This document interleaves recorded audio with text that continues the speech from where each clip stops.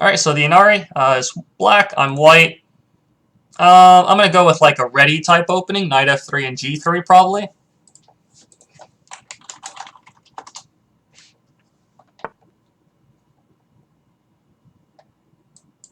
Ignore is real? Hey, I just responded, don't worry.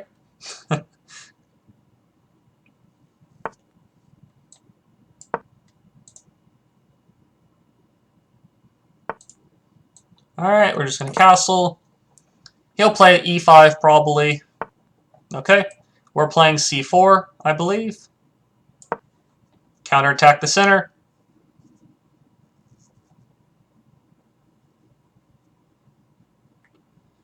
See what he does after this. Okay, d4 is reasonable. We're going to play d3 and then e3 to counterattack the center some more. Black has more space, however white is ahead a good amount on development. So counterattacking the center is a pretty reasonable idea here. I'm going to take d4, see which way he takes back.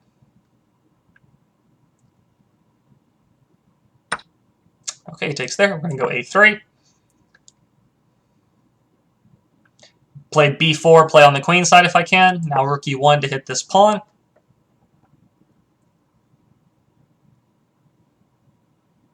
What separates Magnus from, say, Grishchuk, Geary, those guys? Why is he consistently performing better? I wish I knew the answer. I mean, the very simple answer is that he's just better than all of them. But that's, you know, like I've said before, this kind of seems like a cop-out answer almost. That's really just it, though. He's just better than all of them. Better in the other phases of the game. That's the only reason I can come up with why he dominates like he does. Okay, queen e2, just to pile up on the pawn, see how he decides to defend it. Bishop g4, okay. We're going to play h3. This forces him to trade off the bishop for the knight. I think queen takes f3 is fine. Magus Carlton is the GOAT. Definitely the GOAT. So I think we're just playing bishop to g5 here. I think is fine. Knight d2 is also okay. However, that blocks in the bishop a little bit. Let's see what he does in response to bishop g5. Oh, my neck. Okay, now we're doing knight d2. We could exchange and then play knight d2. Actually, I think that's probably better. Let's exchange first and knight d2. Yeah, he drew Kasparov at age 13. Yep. At age 13, he's like, how old is he now? 20, I don't know, 3, 24, probably somewhere in there. Hey, Davenberg, thanks a lot for the follow. Really appreciate it.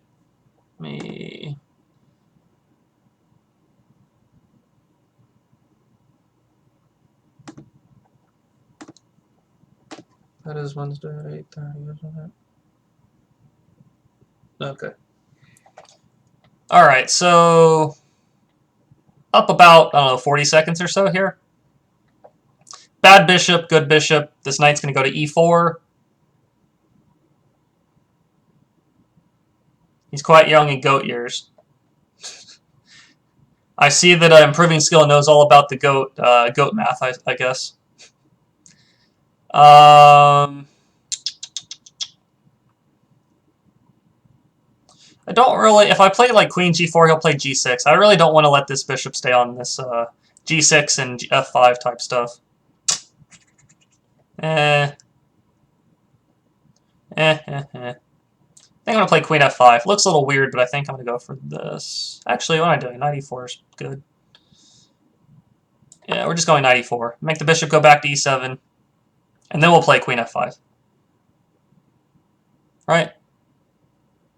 I think that's okay. Yeah, that should be fine. GOAT math. There you go.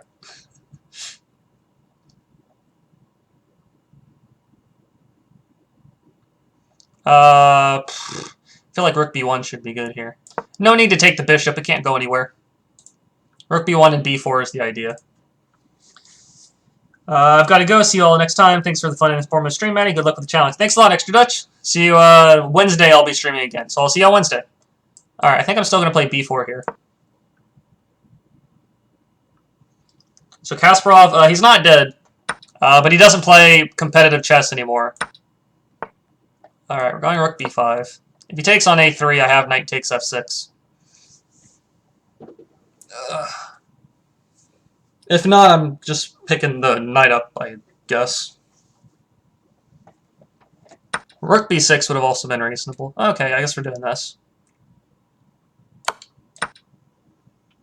Okay. I don't think I'm missing anything here. If he takes on d3, I get his rook. Or I play rook e4, or bishop e4. Rook e4 to g4 is a big threat. Rook d6, okay. If I check, he plays rook g6, so it's kind of just helping him. So I'm going to play queen h4, I think is what I'm going to go for.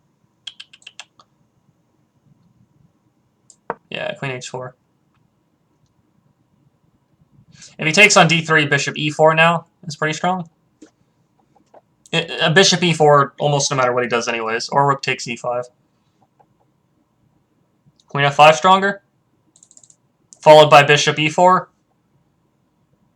I guess he plays king. Well, he could play king f8 to e7, and I think he might be okay there. Maybe. You could be right though. Knight c6. I mean, I always have b7 now in my back pocket. I think I'm gonna play bishop to e4 though, and see what he does.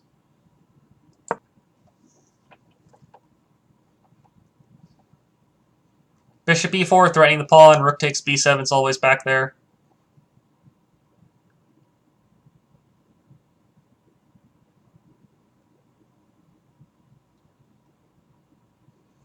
I mean, I guess h6. I don't really know what else to do. Well, okay, I guess he can give up the exchange. I don't see why not. I'm taking it.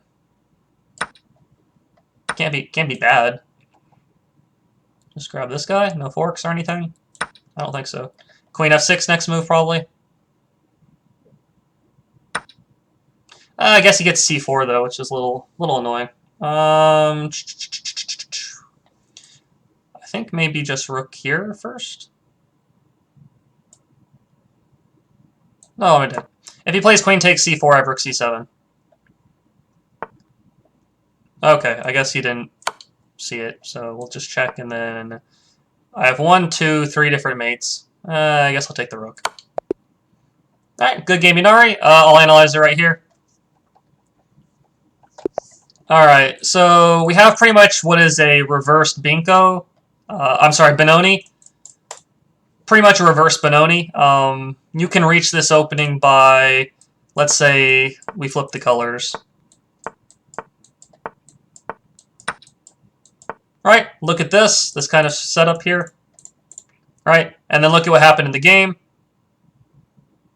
Where'd it go? Well, actually, just give white e4. Now look at the game. Where'd it go? Right, just a reversed, just kind of mirror image type thing. So if you know how to play against it as white, I'm sorry, if I know the ideas of the black version of this opening, I know the ideas when I'm white here. And it's just all about kind of attacking the center. Where does white go wrong, or where does black go wrong? The best plans for black in these openings, in this situation, he wants to play knight d7 to c5. He wants to play knight d7 to c5. Bishop f5. Black wants to target this pawn. So a knight on c5, a bishop on f5. Sometimes you push the pawn to f5 and then play e4. Sometimes when the knight's here, you play a4 and then go to knight b3. GG after move 16, I know I didn't do it. Yeah, I'll talk about it there then. But this is kind of the idea for black in this kind of setup. Reposition the knight. For example, here, knight d7. Maybe something like this. Then you play knight c5 next move, get castled. Usually you create the pawn chain here, this 4-pawn chain here connecting. And because the pawn chain is pointing in this direction, your play happens on the queen side. So knight c5, bishop here, knight here. Sometimes you move the rook and play b5. That's kind of the general idea in this kind of setup. So anyways, flip the board back. On the other hand, white's idea is to counterattack your center. So I play queen e2. This trade is actually not too bad for me whatsoever. I have very nice control of this diagonal. You have a bad bishop. I end up trading into this position because it's opposite colored bishop, but this bishop on g2 is much more effective than your bishop on f6. This bishop's really not doing anything. My bishop's doing a whole lot, is the idea there. So knight e4 here. Your bishop's not going anywhere, so I don't trade immediately. I open up the b file, hit the knight, take. I guess improving skill was saying this, followed by bishop e4 or rook e4 to g4. I guess black can play king f8 though. I mean, even if we pick up this pawn, king e7 doesn't look like the end of the world. I mean, I'm sure there's some kind of sacrifice, or maybe here first, and then, you know, maybe some kind of sacrifice or tactic or something, but I don't think there's anything wrong with just grabbing the pawn. If there was an immediate mate here, sure, then it's much better, but maybe black plays queen f8 and then queen g7. I don't know, I'm just throwing out ideas here. Oh, let's say actually here. Yeah, there's definitely ideas. I don't think there's a problem taking the pawn, though. It does allow rook d6 as an idea for defense, though, I assume. We win the exchange, and we just get checkmate there. a5 hangs if the queen comes in, bang. If the queen comes back. Yeah, the knight, that's right. The queen's guarding the knight there. So what's he have to do, like this?